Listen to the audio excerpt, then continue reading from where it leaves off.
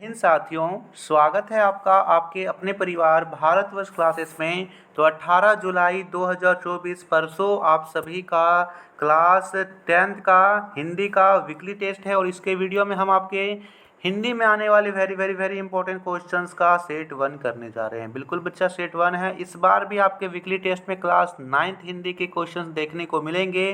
तो इसके लिए आपको very very very important questions का लगातार सेट भारतवर्ष क्लासेस पर अपलोड होता रहेगा। यदि आपने सब्सक्राइब नहीं किया है तो जल्दी से सब्सक्राइब कर लीजिए। चलिए स्टार्ट करते हैं। पहला प्रश्न आपके सामने शानदार तरीके से दे रखा है। खंड का देखता है इनमें से कौन गंगा का पर्यायवाची शब्द नहीं है। गंगा को हम क्या नहीं बोलते हैं। विकल्प दे रखा है भागीरथी, सुरसरी, अवतरणी, मंदाकिनी। बहुत ही शानदार सा क्वेश्चन है बच्चा और पर्यायवाची शब्द आपको यहाँ पर याद रखने हैं। भारतवर्ष क्लासेस के ऑफिशियल यूट्यूब ग्रुप पे आपको 100 पर्यायवाची शब्द का पीडीएफ मिल जाएगा। यदि आपने अभी तक सब्सक्राइब नहीं किया है तो सब्सक्राइब कर लीजिए और व्हाट्सएप ग्रुप को भी ज्वाइन कर लीजिए। डिस्क्रिप्शन में लिंक है, वहाँ पर आपको मिल जाएगा। देखिए यहाँ दे रखा है, सही उत्तर होगा गा अवतरणी। दूसरा प्रश्न कहता है इनमें से कौन धूल का पर्याय है। धूल को हम क्या बोलते हैं। पृथ्वी, रेणु, कुसुम, सुमन। सही विकल्प क्या होगा। बिल्कुल सही, सही विकल्प यहाँ पे खा है। धूल का पर्याय रेणु होता है। तीसरा प्रश्न दे रखा है हर्ष शब्द का विलोम क्या है।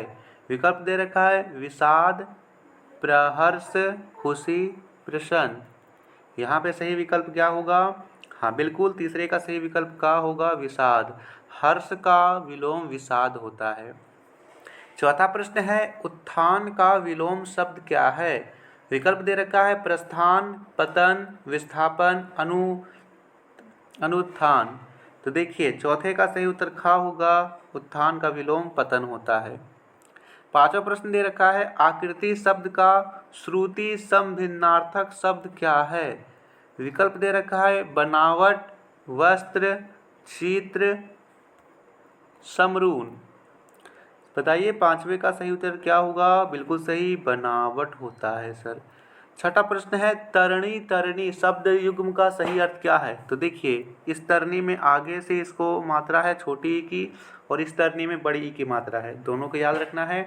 यदि छोटी ई की मात्रा हो तो उसका अर्थ होता है सूर्य और बड़ी ई की मात्रा तो होता है नाव। सूर्य पहले होना चाहिए फिर नाव होना चाहिए। घा में दे रखा है सूर्य और नाव।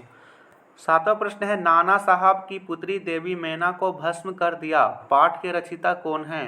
चपला देवी, महादेवी वर्मा, मन्नू भंडारी, मृदुला गर्ग। बताना है सही उत्तर क्या होगा। एकदम सही, यहाँ पर सही उत्तर है का चपला देवी। अगला प्रश्न है मैना देवी ने किस अंग्रेज सेनापति से सहायता की अपेक्षा की थी।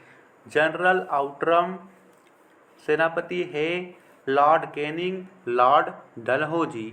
सही उत्तर यहाँ पर खा है, सेनापति है।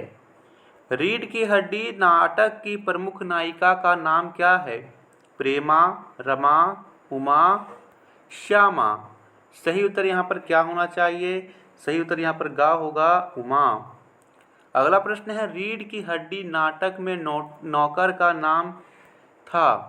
गोपाल प्रसाद, शंकर, रतन, जतन। तो यहाँ पर सही उत्तर होगा गा रतन। चलिए अब हम देखते हैं सब्जेक्टिव क्वेश्चंस को। यहाँ पर आपको इसका आंसर दिखा हुआ मिल जाएगा।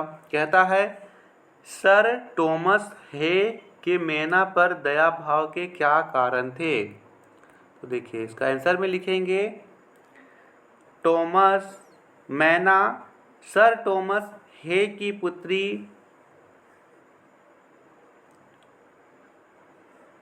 की प्रिय सखी थी। टॉमस हे उनके घर अक्सर जाया करते थे। उन्हें मैना में अपनी पुत्री की छवि दिखाई देती थी, इसलिए उन्हें मैना पर दया आ गई होगी। देवी मैना की अंतिम इच्छा क्या थी। तो इसमें लिखेंगे देवी मैना की अंतिम इच्छा थी कि वह अपने महल के भग्नावशेष में जाकर बैठ जाए और जी भरकर रो सके।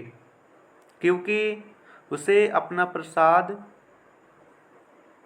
महल से अत्यधिक प्रसन्न या फिर प्रिय था।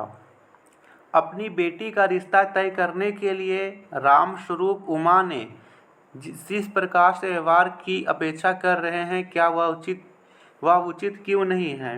लिखेंगे, अपनी बेटी का रिश्ता तय करने के लिए राम स्वरूप उमा से जिस प्रकार के व्यवहार की अपेक्षा कर रहे हैं वह बिल्कुल अनुचित है। यह तो पढ़ी लिखी लड़की को कम पढ़ी लिखी साबित कर रहे हैं।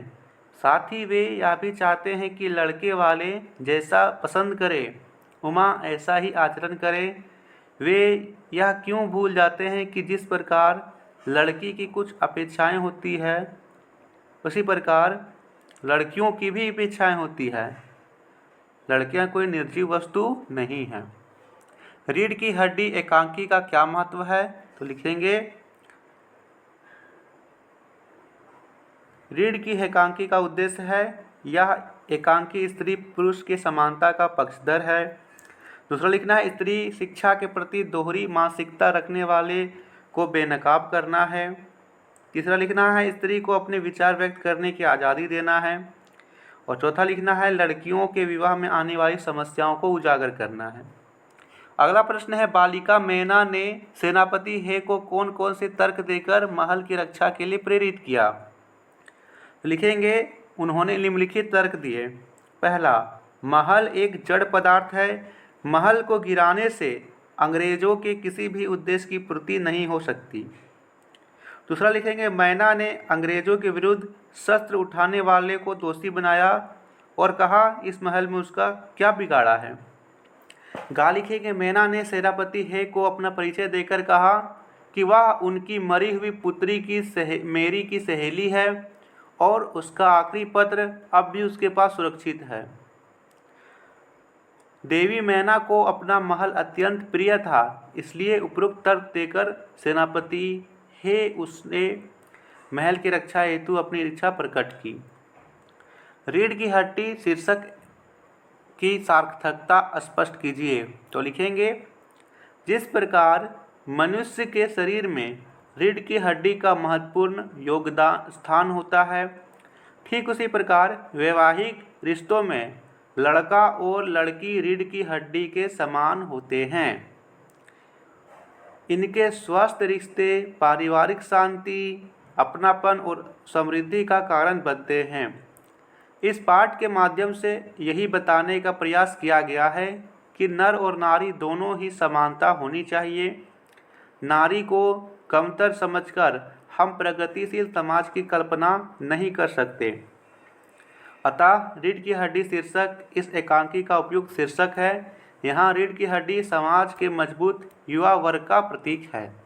बहुत बहुत धन्यवाद। वीडियो को लाइक और शेयर कर दीजिएगा, साथ ही आप व्हाट्सएप ग्रुप को ज्वाइन कर लीजिएगा।